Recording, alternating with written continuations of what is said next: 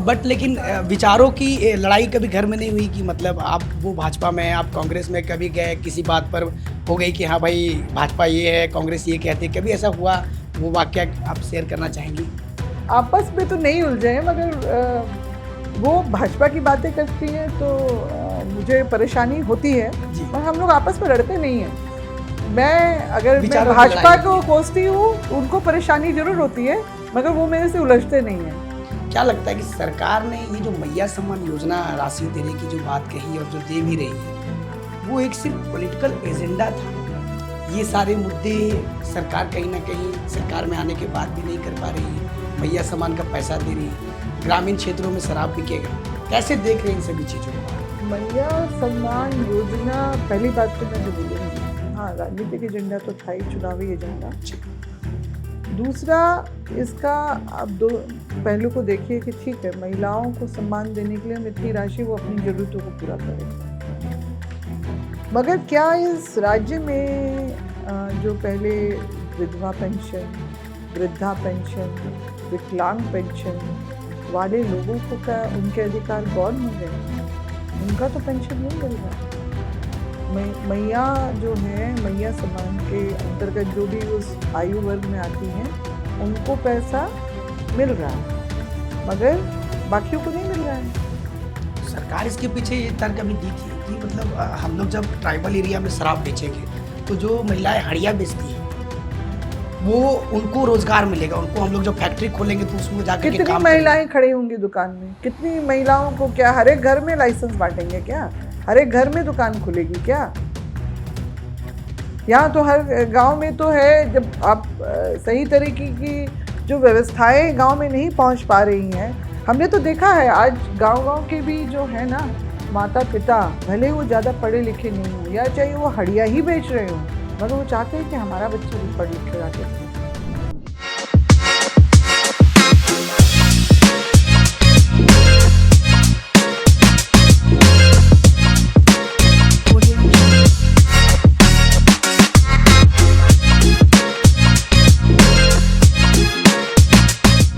नमस्कार, प्रणाम, जोहार। मैं विकास कुमार स्वागत करता हूं ग्लोबल मीडिया अपडेट के जोहार डायरीज के एक नए सफ़र में। और आज के नए सफ़र में हमारे साथ है पूर्व शिक्षा मंत्री गीता श्री उरांव जी। गीता श्री उरांव जी कोई नाम की मोहताज नहीं है और इनका जो एक तरह से कहा जाए इतिहास रहा है कि ये इन्होंने शुरू से ही झारखंड के जल जंगल ज़मीन को कहीं न कहीं बचाने की जो एक तरह से कहा जाए कवायद जो है वो करती रही हैं और आज भी सक्रिय हैं। सक्रिय राजनीति में भी हैं और लगातार सरकार जो अभी वर्तमान में सरकार हो या फिर जिस सरकार में रही हो वहाँ भी सरकार के जो नीति रहे हैं और जो जनता के हित में नहीं रहे उसका भी विरोध करते हुए नजर आती हैं आदिवासी संगठनों के साथ मिल करके। तो बहुत बहुत स्वागत है मैडम आपका आज के हमारे जोहार डायरीज के खास कार्यक्रम में। मैडम, सबसे पहले तो गीता श्री उरांव जी का परिचय जानना चाहेंगे क्योंकि बहुत लोग जानना चाहते हैं कि गीता श्री उरांव जी शिक्षा मंत्री तो रही और साथ ही साथ समय समय पर देखा जाता है कि झारखंड के हितों की बात करती हैं। ये बात करती हैं जल जंगल ज़मीन की बात करती हैं, आदिवासियों के ज़मीन को बचाने की बात करती हैं, झारखंडियों के अस्तित्व की बात करती हैं। कौन हैं गीता श्री उरांव जी? देखिए, मेरा परिचय बहुत लंबा चौड़ा नहीं है, और मैं एक बात कहूँगी कि मैं शिक्षा जब 2013-14 में जब मैं कैबिनेट मंत्री रही, उस समय मेरे पास शिक्षा, कला संस्कृति, खेल-कूद और युवा कार्य, ये 4 पोर्टफोलियोज़ थे, जो मेरे लिए एक बहुत बड़ा चैलेंज था।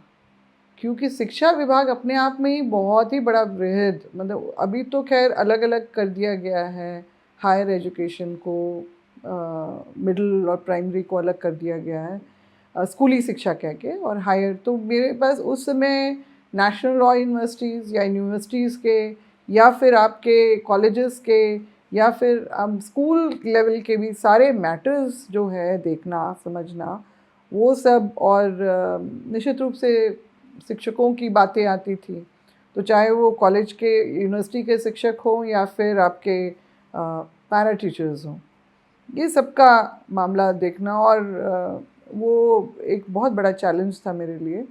साथ ही में मेरे पास जो खेल का भी जो खेलकूद का भी जो विभाग दिया गया था, तो उसको भी मैंने कम समय, मात्र 15 महीने ही मिले थे मुझे, उसमें जितना मैं जस्टिफाई उसको कर सकती थी मैंने किया, क्योंकि बनते के साथ नवंबर में हमें सैफ जूनियर एथलेटिक चैम्पियनशिप का जो है वो आयोजन करने का भी जिम्मा मिला।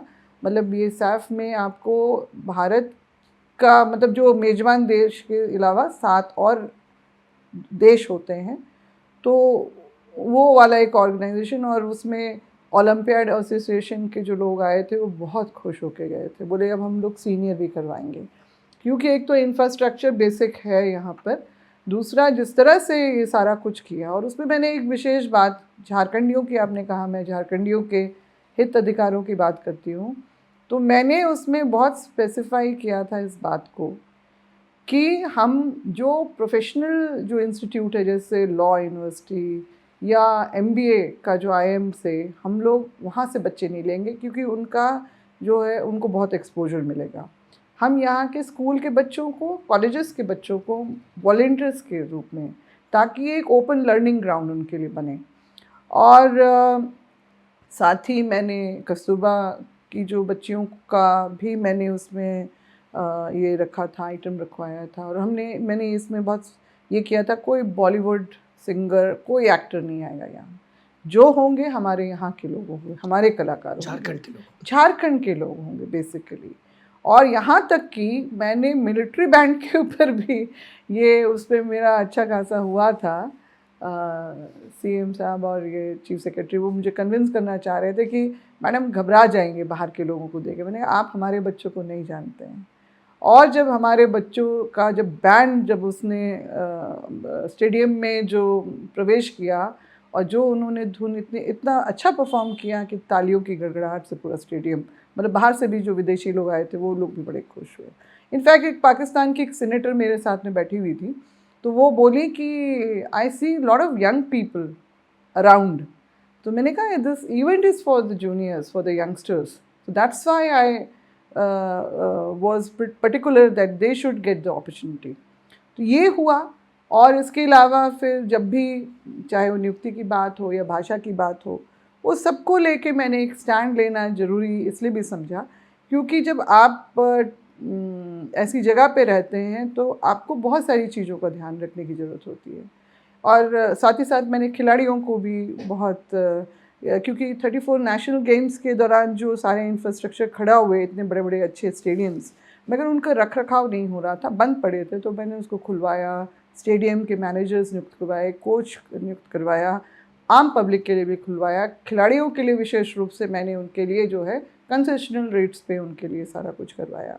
तो ये सारा कुछ था। फिर युवा कार्य का सब इंटरलिंक्ड ही थे, तो मज़ा भी आ रहा था, मगर समय बहुत कम था। काम, हाँ, पहले मैं बहुत इंटरेस्टेड नहीं थी, क्योंकि मुझे 2013 में ही एआईसीसी सेक्रेटरी हिमाचल प्रदेश का अपॉइंट कर दिया गया था। मैं झारखंड बनने के बाद पहली एआईसीसी सेक्रेटरी बनी थी, और मैं उसमें थी कि संगठन का अपना क्षेत्र के साथ साथ मैं अपना संगठन का भी काम बखूबी कर ले रही थी।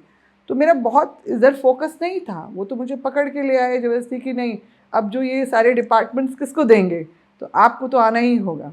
तो वो छूटा, मगर ठीक है, अपने राज्य के लिए काम करने का और रिप्रेजेंट करने का जहाँ पर भी मुझे संतुष्टि हुई कि चलो ठीक है, मैंने ये स्वीकार करके एक अपॉर्चुनिटी मुझे मिली, और राज्य भर में मेरी एक पहचान बनी। अभी देखते हैं कि आपका कार्यक्षेत्र तो ट्राइबल से ही रहा, ट्राइबल क्षेत्र में ही आप जीत के आई थी, सिसई गुमला का ये रहा। तो जाहिर सी बात है वहाँ पर शिक्षा को कितना, मतलब उस दौर में क्या आपको लगा कि मतलब झारखंड में जिस उद्देश्य के लिए झारखंड अलग हुआ, वो उद्देश्य क्या शिक्षा के तौर पे मतलब पूरा फुलफिल सरकार कर पा रही है? नहीं, देखिए, झारखंड अलग राज्य, जिन सब चीज़ों को फोकस करना चाहिए था तो वो सब नहीं हुआ। उसमें से शिक्षा, स्वास्थ्य जो है और किसान, इनके ऊपर जो फोकस होना चाहिए था वो नहीं हुआ, कभी भी, शुरुआत से ही नहीं हुआ। और ये मैंने महसूस किया, मेरे शुरुआती भाषणों में ये सब सारा चीज़ ऑन रिकॉर्ड है, ये सारा कुछ, कि शिक्षा को जानबूझ के उसकी उपेक्षा की गई। ना लोग पढ़ेंगे लिखेंगे, ना सोच विकास विकसित होगा, और अपनी पॉलिटिक्स चलती रहेगी, ये है। अभी टीएसी की बैठक हुई थी, उसमें निर्णय लिया गया कि ग्राम सभा के द्वारा जो है 50% से ज़्यादा जिन क्षेत्रों में आदिवासियों की संख्या है, वहाँ पर हम देसी शराब भी बेचेंगे। तो क्या लग रहा है कि शिक्षा नीति को नहीं ले जाना? देशी नहीं, अंग्रेजी शराब शायद हुआ बिल्कुल, है, बिल्कुल, अंग्रेजी शराब, बिल्कुल, अंग्रेजी शराब। अंग्रेजी शराब। वाह, अपग्रेड करना है तो ऐसे करेंगे आप। ग्रामीण क्षेत्र है मेरा विधानसभा क्षेत्र जो है, और वहाँ पर ऐसी कई योजनाएं सरकारी चली जाती हैं बिना ग्राम सभा करवाए, शुरू हो जाती हैं, तब तो आप नहीं करते हैं ग्राम सभा। और ग्रामीण विरोध कर रहे हैं, विरोध पे विरोध कर रहे हैं कि हमारी ज़मीनें ले ली गई सड़क के लिए, हमें मुआवजा तक नहीं मिल रहा है, या फिर मुआवजे की भी बात आ रही है तो बिल्कुल कौड़ी के दाम। ज़मीन ऐसी चीज़ है, उसका वैल्यू हमेशा बढ़ता है, किसी भी चीज़ से कभी घटता नहीं। मगर सर्कल रेट गिरा के जो है आप उसके हिसाब से लोगों को 2000 से शुरू कर रहे हैं। ये बसिया का भी मामला है, इससे पहले सिसई का भी मामला आया था, बाईपास, जबकि आपके पास एनएच है, एनएच को वाइडनिंग स्ट्रेंथनिंग के लिए जो काम होना चाहिए उसको छोड़ के आप एक बाईपास निकाल रहे हैं 10 किलोमीटर का, 5 किलोमीटर का हाईवे छोड़ के, नेशनल हाईवे छोड़ के आप बाईपास निकाल रहे हैं 10 किलोमीटर का, और ज़बरदस्ती अधिग्रहण हो रहा है। लोगों को जब नोटिसेस निकलने लगे तो उन्होंने विरोध करना शुरू किया, मैंने भी साथ दिया उनका। और जब यहाँ से कोई बात नहीं बनी, कुछ नहीं हो रहा था, तो मैं नितिन गडकरी जी के भी ऑफिस में गई और मैंने सारा, क्योंकि मैंने रोड जाम भी करवाया, हमने सब मिल के लोगों का जो बातें थी, हमने कहा चलिए ये सब भी करते हैं, हम लोग ने ज्ञापन सौंपा सब चीज़। और उसके बाद फिर मैं गडकरी जी के ऑफिस में गई, ईमेल करके, फ़ोन करके मैंने अपॉइंटमेंट भी मांगा, नहीं मिला। मैंने कहा ठीक है, मंत्री जी नहीं है, कोई बात नहीं, कोई तो होंगे सेक्रेटरी, किन्हीं से भी हम बात कर लेंगे, कोई नहीं। तो मैं छोड़ के आई, तो 2 का 10 हो गया, मतलब मिनिमम। फिर उसके अकॉर्डिंगली आगे बढ़ा, मगर फिर भी जो आपके लाख से ऊपर जा रहा है, उस समय जब ये बात हो रही है आपके 20-21 की बात है, तो आपका जहाँ लाख से ऊपर जा रहा है ज़मीन का वैल्यू, आप वहाँ पर 40,000 पर डेसिबल दे रहे हैं। ये अन्याय नहीं तो क्या है? और बोलते हैं विकास के राह में लोगों को बाधा नहीं बनी। अरे विकास के नाम पे, विकास के नाम पे आप पूरा उसका खेत खत्म कर दे रहे हैं। आज के डेट में जो बाप दादा छोड़ के गए उनके लिए ज़मीन खेत, उनके लिए वो अब संभव नहीं है ना कि वो लाख के ऊपर पर डिसमिल वो ज़मीन खरीद सके। तो ये सारी चीज़ें हैं जो हम देख रहे हैं, तो तब तो ग्राम सभा नहीं होता है। मगर अब जो बोल रहे हैं कि शराब की दुकान खोलने के लिए, अंग्रेजी शराब की दुकान, उसका भी जस्टिफिकेशन आ रहा है कि अंगूर से बना हुआ, और पता नहीं और कौन, किसी फल के, सेब का। मगर जो हमारे एक जानकार हैं वो तो बताते हैं कि शुगर केन, जो गन्ने का जो है प्रोसेस करके मोलेसेस निकलता है, उससे फिर स्पिरिट बनता है, उसमें कलर और वो कुछ चीज़ें डाली जाती है, वो स्पिरिट होता है बेसिकली। उसको लेबल करके बॉटल में करके, यानी आप स्पिरिट जो है पिलाने के लिए। और लोग गांव में अगर हो गया तो जो हड़िया महुआ जो पी रहे थे 20-30 रुपये में, अब वो बड़े शौक से 100 रुपये से ऊपर खर्च करेंगे। तो सरकार इसके ऊपर टैक्स भी दे रही है। मतलब कि कमाने पे तो ध्यान नहीं रहेगा, वो शौक में चला जाएगा। अगर ये बातें हो रही हैं कि आपको हम अव्वल दर्जे का पेय जो है, मध्य पेय, अगर हम आपको उपलब्ध कराना चाहते हैं गांव में, तो क्या गलत है? तो हम ये बोलना चाहेंगे उनको, सरकार को मेरा ये कहना है कि आप कृपा करके इस चीज़ों से परहेज करें। आप एक तरफ ठीक है बोलते हैं कि ये आबकारी, मतलब आबकारी जो विभाग है वो आपका राजस्व का बहुत बड़ा स्रोत है, ये सिर्फ झारखंड के लिए नहीं, देश भर के लिए। मगर ये अच्छा नहीं भी माना जाता है, स्वास्थ्य के लिए भी, लोगों के लिए। स्वास्थ्य के लिए जो पीता है उसका तो स्वास्थ्य खराब होता है, परिवार भी बर्बाद होता है, कलेश बढ़ता है, महिलाएं और बच्चे सबसे ज़्यादा प्रभावित होते हैं। तो वही महिला जिसके नाम से मैया सम्मान योजना के अंतर्गत जो पैसा देंगे, तो बोलेगा लाओ पैसा दो, तुमको मिल रही, सरकार दे रही है ना, सरकार ने दुकान भी खोल दी, सरकार तुमको पैसा भी दे रही है, तो लाओ हमको दो। तो वो तो काम करने से ज़्यादा जो आप कृषि के माध्यम से उसको जो सहयोग करके उसको मजबूत कर सकते हैं कि अपनी ज़मीन से तुम सोना कैसे उगलो, मतलब निकाल सकते हो। तो वो चीज़ ना करके आप इस तरह की व्यवस्थाओं की बात कर रहे हैं जिसका हम घोर विरोध कर रहे हैं। इनफैक्ट गांव में भी जो सही सोचने पढ़ने मतलब सोच के लोग हैं, पढ़े लिखे लोग हैं, वो लोग भी एकदम अलर्ट हो गए हैं इस बात को लेके, और इसका गांव-गांव में विरोध शुरू हो गया है अभी से। जिसको भी पता चल रहा है, किसी को भी जच नहीं रहा है, क्योंकि महिलाएं प्रभावित होती तो महिलाएं सबसे ज़्यादा आक्रोशित हैं इस बात को लेके। और एक बार तो ये मूवमेंट भी चला था, ज़्यादा दिन नहीं, मेरे ख्याल से जब रघुवरदास जी थे उसी समय, कि महिलाओं ने झुंड के झुंड एक एक घर से निकलती थी और वो चुलाई वाला जो भट्टा होता था उसको तोड़ फोड़ के वो लोग निकल जाती थी। तो ये आक्रोश है महिलाओं का। अब और उसमें आप बोल रहे हैं कि हम आदिवासी क्षेत्रों में इस तरह से करेंगे, क्या क्या करना चाह रहे हैं आप? शिक्षा का सरकारी स्कूल में आज भी सभी विषयों के जो शिक्षक नहीं हैं, 3-4 सरकारी रहेंगे और बाकी पारा शिक्षक। हमारे ग्रामीण क्षेत्रों में भी होनहार प्रतिभाशाली बच्चे हैं जो इन व्यवस्थाओं के चलते ज़िंदगी में आगे नहीं बढ़ रहे हैं। आप उनको मजबूत करके, उनको समर्थन दे के आप उनको ज़िंदगी में आगे बढ़ाने का कीजिए ना। नहीं, उस पर नहीं हो रहा है। मगर और साथ ही साथ हमारे जो खनिज हैं, अगर आपको राजस्व ही कमाना है तो खनिज से इतना राजस्व आ सकता है। मतलब पुराना था जब हम लोग देखते थे कि 40%, अब यूरेनियम, मीथेन और आपका हीरा और सोना भी मिल रहा है तो प्रतिशत कहीं ज़्यादा बढ़ गया है। यानी आपके पास तो अगर आप चाहें तो इसी राजस्व से, इसके राजस्व से ही आप इतना समृद्ध और उन्नति की राह पे राज्य को ले जा सकते हैं। आपको केंद्र से भी ज़्यादा बजट एलोकेशन की ज़रूरत ना पड़े। इतना समृद्ध है ये राज्य, और उसमें भी हाय तौबा हमेशा मची रहती है। तो कहीं ना कहीं जो है गलत डायरेक्शन में सब गया। आज तक उद्योग नीति नहीं बनी, आज तक नियोजन नीति नहीं बनी, आज तक स्थानीय नीति नहीं बनी। शिक्षा नीति क्या होगी, किस तरह से होगी, वो भी नहीं अभी तक स्पष्ट है। अभी तक बच्चे जो हैं जितने JPSC दे रहे हैं, हर बार वो घोटाले के ही भेंट चढ़ जा रहा है। ऐसा क्यों? हर बार अड़चन है। तो जो सालों साल उसमें लगा रहता है जो विद्यार्थी, उसका भविष्य का क्या बताइए? और शिक्षा नीति जो ढंग की नहीं रही, शिक्षा की व्यवस्था ठीक से नहीं रही, तो यहाँ से तो बाहर से लोग हरियाणा के लिए वो आके यहाँ टॉप कर जा रहे हैं। क्यों? सरकार इसके पीछे ये तर्क अभी दी थी कि मतलब हम लोग जब ट्राइबल एरिया में शराब बेचेंगे तो जो महिलाएं हड़िया बेचती हैं वो उनको रोजगार मिलेगा, उनको हम लोग जब फैक्ट्री खोलेंगे तो उसमें जाकर के कितनी काम करेंगे। महिलाएं खड़ी होंगी दुकान में? कितनी महिलाओं को क्या हर एक घर में लाइसेंस बांटेंगे क्या? हर एक घर में दुकान खुलेगी क्या?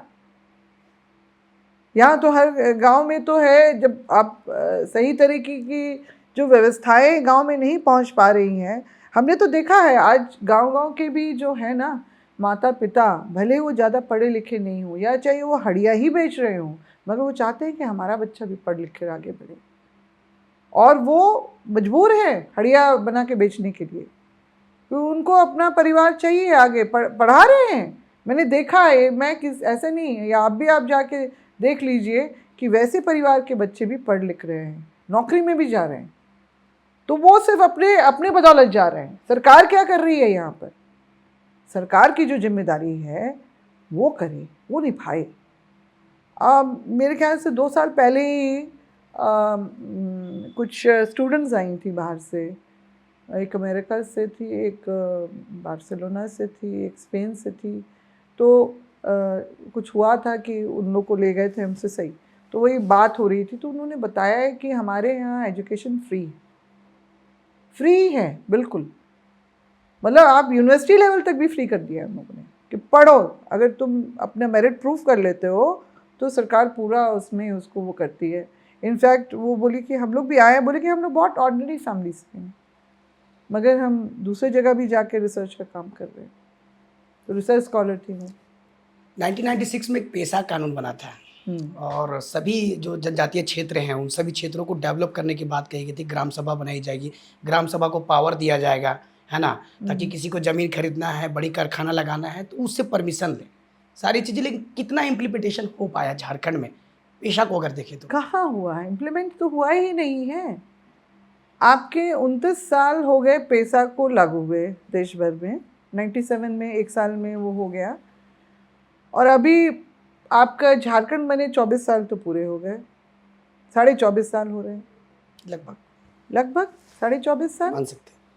अभी भी पेसा में जो है वही त्रिशंकु की तरह ही लटक रहा है। कहाँ झोल है, क्यों? मतलब आप अक्षरश जो था कि अनुसूचित क्षेत्रों में पेसा का क्या मतलब है, पंचायती एक्सटेंशन टू शेड्यूल एरियाज, तो उसका जो है आपको इम्प्लीमेंट करवाना था। 5वीं अनुसूची का राज्य है बिल्कुल। आपका ये, तो आपको किस बात की हिच है यहाँ पर? आपको तो उसको उतार लेना चाहिए था सीधा, फिर वो तो वक्त के साथ जो भी अमेंडमेंट हो सकते थे या कुछ, आपने वो किया ही नहीं आज तक लोगों को। खाली हाँ, क्योंकि जिन लोगों ने पेसा समिति में रहे, जिसमें से मेरे ससुर जी भी रहे, स्वर्गीय बंदी उरांव जी भी उस कमेटी के हिस्सा थे, तो उन लोगों ने यहाँ पर बहुत काम किया। डॉक्टर BD शर्मा जो थे वो भी सदस्य थे उस समय भूरिया कमेटी में। तो ये लोग बहुत, मतलब हम लोग तो उस समय देखते थे बिहार के ही समय में। फिर झारखंड भी जो बना तब भी उसी में इतना रमे हुए थे। इन लोगों ने घूम घूम के इतना प्रचार प्रसार किया कि ग्राम सभा की बात जन जन तक चली गई। तो इसलिए ग्राम सभा की महत्ता को लोग आज जानते हैं, मगर कहाँ लागू हुआ है? लागू नहीं हुआ है मगर ग्राम सभा, और कहीं ना कहीं उसको फिर सरकार या कोर्ट भी मानता है। कई एक मामले ऐसे हुए हैं, मैंने कहा है कि ग्राम सभा करवाइए ना, कोर्ट भी मानेगा आपकी बात। तो ये सारी चीज़ें हैं, मगर दुर्भाग्य से अभी भी इतना 2 बार हाईकोर्ट की तरफ से आया है, मगर उसके बाद भी जो है उसका समझ में नहीं आ रहा है कि कब होगा। अभी बहुत बड़ा एक करवाया गया कार्यक्रम जिसमें सरकार के 4 मंत्री जो उसमें शामिल हुए, उन्होंने शिरकत की, और मगर ये बात हुई कि जो पारंपरिक व्यवस्था के लोगों को जानबूझ के, मतलब बुद्धिजीवियों को बुलाया गया, मगर पारंपरिक व्यवस्थाओं के जो लोग जो डायरेक्टली उससे कनेक्टेड हैं, लिंक्ड हैं, उनको आपने क्यों बाहर छोड़ा? ये सवाल तो उठ गया। तो आप किसके लिए बना रहे हैं, किन के लिए बना रहे हैं, और किसके द्वारा बन रहा है? मैम, आपके जीवन में जब आप पढ़ाई लिखाई कर रही थी, कॉलेज के दिन थे, स्कूलों में थी आप, तो उस दौरान आपको लगता था कि मतलब कि आगे का सफ़र जो है, क्योंकि आपका राजनीतिक परिदृश्य रहा है और बचपन से ही आपने देखा है पिताजी को राजनीति में सक्रिय रहते हुए, तो क्या लगता था कि कभी आप राजनीति में आएँगी? नहीं नहीं, उस समय तो बिल्कुल भी नहीं, हम लोग तो छोटे थे। हाँ, मगर मेरे पिताजी हम लोगों को, ख़ास तौर से मुझे और मेरे भाई को, बड़े भाई को, या दिल्ली के आसपास भी कोई मीटिंग होती थी, क्योंकि अखिल भारतीय आदिवासी विकास परिषद का तो उन्होंने गठन कर ही लिया था उस समय। हमें उतनी समझ नहीं थी, मगर हम लोग जाते थे उनके साथ में, मीटिंग्स में जाते थे उधर भी। फिर यहाँ जब उस समय बिहार में जब हम लोग आते थे, तो लातेहार वगैरह भी मीटिंग वहाँ तक भी ले जाते थे साथ में, कि बच्चे देखें समझें, कुछ अपना घूमना भी हो जाएगा, कुछ दिमाग में भी कुछ आएगा। उनकी शायद क्या मंशा रही होगी, मगर हम लोग को ले जाते थे। और मैं क्योंकि सबसे छोटी थी तो सबसे दुलारी भी थी, तो साथ में मुझे भी बड़ा अच्छा लगता था उनके साथ में रहना, क्योंकि परिवार को तो वो बहुत कम समय दे पाते थे, मगर वो इस तरह के मौके निकाल लेते थे कि चलो। तो बचपन से आपने पिताजी को देखा काम करते हुए, तब जाकर के कहीं न कहीं आप जब पॉलिटिक्स में आए तो उन्हीं चीज़ों को इम्प्लीमेंट किया आपने? हाँ, ये आप कह सकते हैं। उस समय तो बिल्कुल ऐसा दिमाग में नहीं था। फिर स्कूली जीवन तक में भी बस हम लोग देखते थे, लोगों को आते जाते देखते थे। थोड़ी बहुत चीज़ें कानों में पड़ भी जाती थी, और कुछ एक बातों को अपनी तरफ से समझने की भी कोशिश होती थी। फिर जब दिल्ली गई, वहाँ पर स्कूल में, कॉलेजेस में अपना हुआ, तो तब तक मेरे पिताजी का देहांत हो चुका था। तो मेरी माँ फिर सक्रिय रूप से राजनीति में वो आई उनके बाद में, और उनका भी जो सफ़र काफ़ी उद्देश्यपूर्ण रहा, जैसे मेरे पिताजी का रहा। और उनके पीछे से फिर मुझे मैनेज करना पड़ता था घर, क्योंकि उस समय मैं अकेली रह गई थी और सब कुछ देखना पड़ता था। लोग आ रहे हैं इधर से, टाना भगत आ रहे हैं, या फिर हैदराबाद से वहाँ के जो बंजारा समुदाय के आदिवासी लोग आ रहे हैं, उनकी व्यवस्था करना, ये सब मैंने पढ़ाई लिखाई के साथ में वो सब भी मैं करती रही, देखती। और बड़ा इंटरेस्टिंग मैं चीज़ बताना चाहूँगी, मेरी शादी हो गई उसके बाद फिर माँ की भी चिंता होती थी कि पीछे से छोड़ के जाना होता है, उससे जी। जल्दी शादी कर दो। शादी हो गई मेरी, फिर हम लोग मेरे हस्बैंड जब आईपीएस हुए तो फिर हम लोग चले गए पंजाब। तो फिर पंजाब में भी क्योंकि हम लोग का क्योंकि परिवेश ही ऐसा रहा शुरू से, तो मेरा जो ऑफिसर्स वाइफ की जो किटी पार्टी वगैरह जो होती थी उसमें मेरा उतना मन नहीं लगता था। तो मैं अक्सर क्या होता था कि जैसे पुलिस लाइन में चली गई तो वो लोग बड़े खुश होते थे कि चलो ऑफिसर से तो सीधा बात नहीं कर सकते हैं, बिल्कुल। तो उनकी मैडम आई हैं तो उनसे अगर मुझे बताते थे तो मैं अपने हस्बैंड को बताती थी, तो उनकी कुछ समस्याएं ऐसे हो जाती थी। फिर कई एक जगह में ऐसा हुआ कि एसएसपी जब थे वो तो बिल्कुल बगल में पुलिस लाइन था, तो मैं गई, फिर मैंने देखा कि क्या कर रहे हैं नहीं कर रहे हैं, तो मैंने अपने बच्चों के लिए योगा टीचर बुलाया था, तो मैंने कहा कि उनके लिए भी चलो करवा देते हैं प्रोग्राम। तो उसमें कई महिलाओं ने सीख लिया, उनको रोज़गार भी उनका हो गया, बच्चों का भी आर्ट एंड क्राफ्ट का कुछ करवा दिया, इस तरह का कुछ कुछ अपना तरह से। फिर रेड क्रॉस सोसाइटी से मैं जुड़ के फिर मैंने काम किया वहाँ के उस पे। फिर जब हम लोग डेपुटेशन पे झारखंड आए तो उस समय फिर इप्सोवा जो यहाँ पर जो डीजीपी थे उस समय, प्रथम डीजीपी थे आर प्रसाद जी, तो वो मैडम जो थी वो बहुत इंटरेस्ट लेती थी, तो मैंने उनके साथ भी मिलके फिर पुलिस लोगों के लिए काम किया। जमशेदपुर में जब थी तो कॉन्स्टेबलरी के लिए मैंने फ़ंड रेज़ करवाया कि स्कूल गर्ल चाइल्ड के लिए कैसे हम लोग स्कॉलरशिप वो सब करें, तो वो एक मेरा अपना लाइन रहा।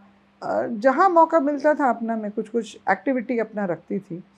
और फिर पुलिस जर्नल के लिए भी मैंने लिखे कुछ आर्टिकल्स वगैरह लिखे, अप्रिशिएट किया गया था उसको। फिर मैं चंडीगढ़ में थी, आउट ऑफ द ब्लू बिल्कुल हुआ कि कार्तिक उरांव जी के परिवार का कोई अभी दिखता नहीं है तो ढूंढा जाए। तो वैसे उस तरह से मुझे मौका मिला, और मगर जब रिज्यूमे मेरा गया ऊपर तो तुरंत ओके हुआ, क्योंकि उन्होंने देखा एक्टिव रही है हमेशा, और दूसरी तरह से मतलब सोशल पर्सपेक्टिव का है, मतलब उस तरह की सोच है। तो और फिर मैंने क्योंकि ऐसे परिवार से रही हूँ तो पहले से भी मुझे लोग बोलते थे कि माता पिता चले गए हैं तो अब आपको आना चाहिए। तो उस समय बच्चे छोटे थे इसलिए मैं थोड़ा सा सच्चाई थोड़ा सा था, ठीक है व्यवस्था थी, मगर बच्चों को स्टाफ के भरोसे नहीं पाला जा सकता, परिवार के लोग भी सब इधर उधर थे। तो इसीलिए जब मैं आई तो मैं परिवार से बच्चों से बात करके उनको भी समझ में नहीं आ रहा था कि कहाँ जा रही है, क्या करने जा रही है। बिल्कुल।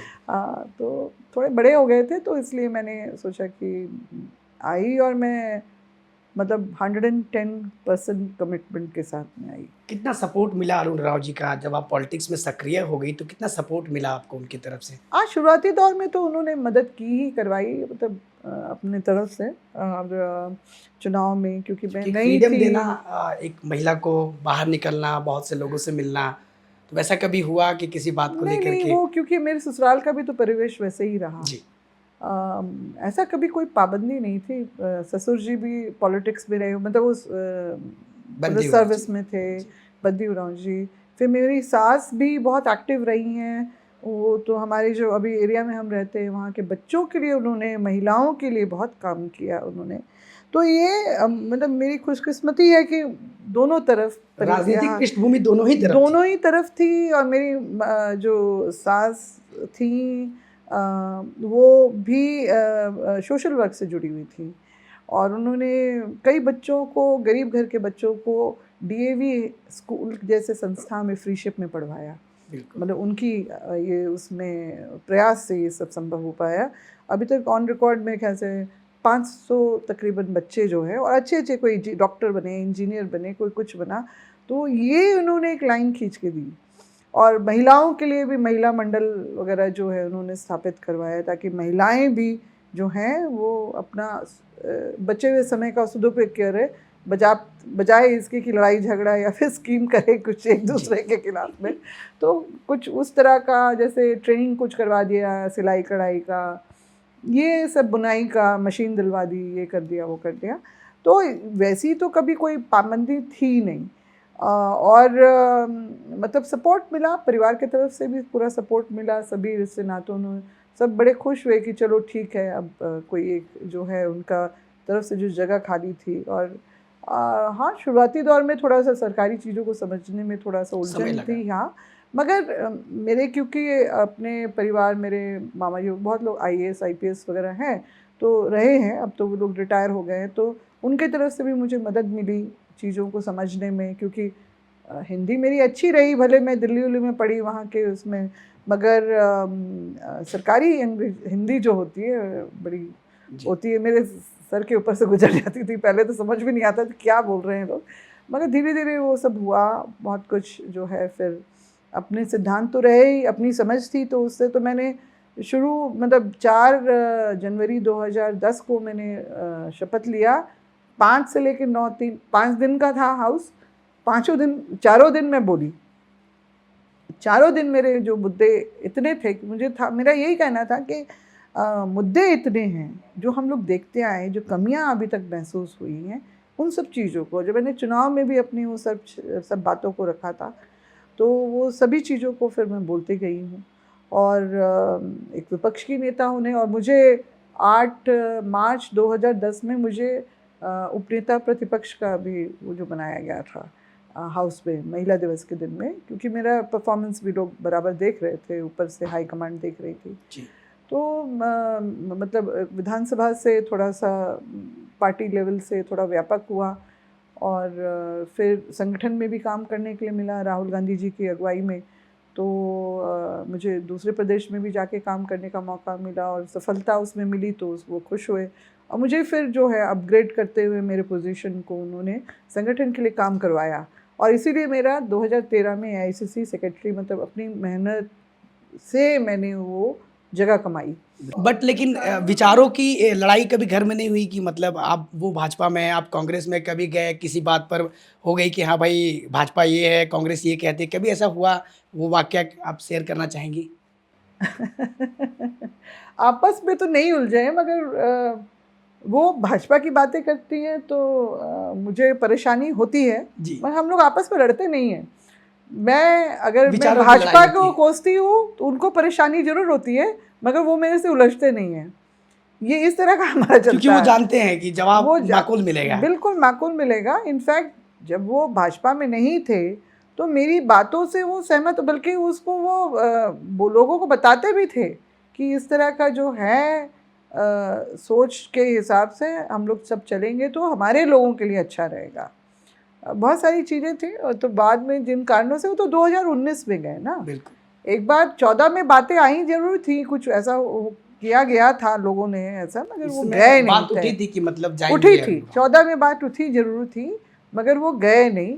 और मैं तो बराबर कांग्रेस के साथ ही, बिल्कुल। क्योंकि मैंने तो ये बात को हमेशा बोला है कि कांग्रेस मेरे डीएनए में है। हम्म। मेरा कहीं और मतलब मेल खाएगा ही नहीं, मुझे पता है अच्छी तरह से। क्योंकि जिस चीज़ को मैं देख के, क्योंकि मेरे पैदा होने से पहले, मेरी पैदाइश से पहले ही मेरे पिताजी कांग्रेस में आ गए, बिल्कुल बिल्कुल। तो इसलिए डीएनए में है मैंने अपनी माता जी को, अपने सास ससुर सबको देखा, अपने परिवार के और लोगों को भी मैंने देखा, तो ये सब रहा है। झारखंड बने 25 साल हो गए मैम। 40% खनिज उर्वरक यहाँ से निकलता है और यहीं के लोग आज हाशिए पर हैं। कैसे देख रहे हैं इन सभी चीज़ों को? क्या उद्देश्य पूरा हो रहा है? जो झारखंड बिहार बंटवारा हुआ था वो उद्देश्य पूरा हो रहा है? नहीं, आपको क्या लगता है? नहीं, मैंने शुरू से ही कहा, उस समय तो खैर भाजपा ही की सरकार रही 17 साल जी। तक, वहीं से गड़बड़ हुई है। लाइन वहीं से जो है एक वहाँ पर से भी थी। देखिए, सबसे पहले तो गड़बड़ी कहाँ से शुरू हुई? स्थानीय नीति नहीं बनी, उद्योग नीति नहीं बनी, नियोजन नीति नहीं बनी, शिक्षा नीति नहीं बनी। ये सारी चीज़ें जो हैं, जो निश्चित रूप से बहुत घातक साबित हुई। झारखंड एक नया राज्य था, जिसको जिस तरह से खाद पानी देके और उसी की चीज़ों से उसको जो आगे बढ़ने का रास्ता बनाया जाना चाहिए था, वो नहीं हुआ। और निश्चित रूप से ये बहुत बड़ा दुर्भाग्य है कि 40% तो मेरे ख्याल से पुराना रिकॉर्ड हो गया, पुरानी बात हो गई। अब नया है कि जब यूरेनियम ये वैसे मुझे मालूम था, 2010 से ही पता था, मैंने इसके लिए गृह मंत्रालय को लिखा भी था कि क्या परेशानियां लोगों को झेलनी पड़ रही है। अब तो आपका सोना, हीरा, पन्ना और मीथेन गैस, ये तक जो अब ऐड हो गया है। आप बताइए, पहले ही 16 थे और ये, और आज आपके और 6 जुड़ गए, 6 जुड़ गए, तो आपके 22 हो गए ना। बिल्कुल, तो प्रतिशत बढ़ा आपका उसके बिल्कुल बढ़ा। हिसाब से। तो इसका फ़ायदा क्या हो रहा है? मुख्यमंत्री जी ने अभी इसी साल हुंकार भरी थी कि हमारा 1,30,000 करोड़ का जो बकाया केंद्र सरकार के पास है राजस्व का, जो मिनरल्स है हमारा, अभी भी बकाया हमारा नहीं हुआ है। तो वो फिर कहाँ रह गया? तो अडानी भी तो आए थे मुलाकात करने के लिए मुख्यमंत्री से। बिल्कुल। जब आप केंद्र सरकार का विरोध कर रहे हैं, फिर आप अडानी, उनके साथ बैठ के आप 2 घंटा, काफ़ी लंबा समय उन्होंने बिताया। हाँ, एमयू भी हुआ, बातें भी आई कि 12 से 13,100 एकड़ जो है उन्होंने अडानी के 2 प्रोजेक्ट्स के लिए एमयू कर दिया है। तो अब बात उठती है कि कहाँ से दिया, तो लैंड बैंक से दिया। लैंड बैंक को निरस्त करने की 2019 में ही उन्होंने वादा किया था, चुनावी वादा था उनका, कि हम आएंगे सत्ता में, स्थानीय नीति बनाएंगे, लैंड बैंक निरस्त करेंगे। मगर अभी हम क्या देख रहे हैं, उसी लैंड बैंक से निकाल के आप दे रहे हैं। अभी हाल में ही मुख्यमंत्री जी गए, यूरोपीय यात्रा में गए निवेशकों को बुलाने के लिए, लौट के आते हैं, हफ्ता 10 दिन नहीं बीत रहा है, झारखंड उच्च न्यायालय से ये बातें आती हैं कि अब गैर मंजूर ज़मीन की रसीदें कटेंगी। मैं यहाँ बताना चाहूँगी कि संविधान में जहाँ 5वीं अनुसूची के बारे में लिखा गया है, तो वहाँ स्पष्ट रूप से ये निर्देश है कि गैर मंजूर ज़मीन की मालिक सरकार भी नहीं हो सकती, जनता होगी। वो निर्णय लेगी कि इसका सामूहिक उपयोग या इस्तेमाल कैसे किया जाएगा, सामूहिक। ये बातें स्पष्ट रूप से हैं, मगर इन सब चीज़ों का धज्जी उड़ाई जा रही है। तो ये जो आपका गैर मंजूर रसीद की जो गैर मंजूर ज़मीन की जो रसीदें कटने की जो बातें आ रही हैं, इसमें सरकार मौन है। कोर्ट ने बोल दिया, सरकार ने इसकी क्या प्रतिक्रिया कुछ नहीं दी अभी तक, यानी वो सहमति है या सहमति से ही ये सारी बातें आई हैं। तो ये लैंड बैंक पार्ट 2 है, जिसमें निवेशक जो आएंगे बाहर से, क्योंकि नेचुरली पुराना लैंड बैंक के मतलब अब ये हिसाब बताना से चाह रहे कि बाहर से जो लोग आएंगे वो ज़मीनें लेंगे, कारखाना खोलेंगे, आदिवासियों का हक मराएगा। निश्चित रूप से। देखिए, 1960 के दशक में पूरे देश भर में भूदान आंदोलन हुआ था विनोबा भावे जी की अगुवाई में, जिसमें आदिवासियों की भी ज़मीन जा रही थी भूदान में। तो मेरे पिताजी उस समय तक सांसद बन चुके थे, तो वो गए तत्कालीन प्रधानमंत्री इंदिरा गांधी जी के पास। उन्होंने कहा कि आदिवासियों का इतिहास, उसका जीवन दर्शन, उसका अस्तित्व उसकी ज़मीन से जुड़ा हुआ है। अगर ज़मीन उसके हाथ से निकल जाएगी तो आदिवासियत ख़त्म हो जाएगी जी। उसकी सभ्यता, संस्कृति, सब मतलब जो उसका सब कुछ ख़त्म हो जाएगा। तो उनकी बातों को समझते हुए इंदिरा गांधी जी ने तत्काल आदिवासियों की ज़मीन का भूदान रुकवा दिया था। और इसीलिए एकीकृत बिहार में जो है विधानसभा, विधानमंडल से पारित होके, जो आप CNT एक्ट में वो धारा देखते हैं 71A भू वापसी का, वो उसके बाद हुआ। बहुत बड़ी योगदान रही थी उस समय उनकी।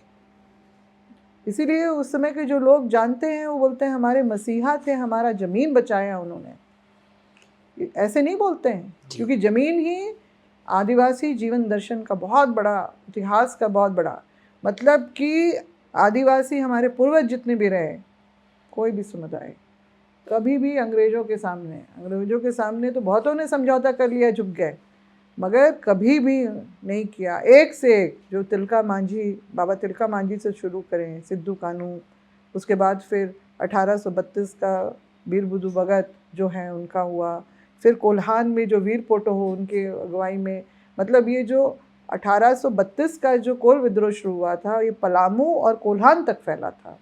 तो उसी समय जो वीर पोटो हो जो कोल्हान के थे, उनकी कुर्बानी हुई, उनको फांसी पे चढ़ाया गया। इस तरह का जो सारा कुछ जो देखा अंग्रेज़ों ने भी कि इनसे तो हम लोग वो नहीं कर पाएंगे। इसीलिए आपका 1855 में जो हूल विद्रोह हुआ, संथाल विद्रोह हुआ, संथाल विद्रोह। उसके बाद आपका एसपीटी एक्ट बना। 1888 में विल्किंसन रूल जो आपका कोल्हान में बना, जो अभी भी लागू है, और मतलब उसी के हिसाब से वहाँ पर ऑनलाइन रसीदें कुछ नहीं कटता, वहाँ ग्राम प्रधान रसीद काटते हैं आज भी, इसलिए वहाँ की ज़मीनें सुरक्षित हैं। और 1908 में आपका CNT एक्ट बना, ठीक है।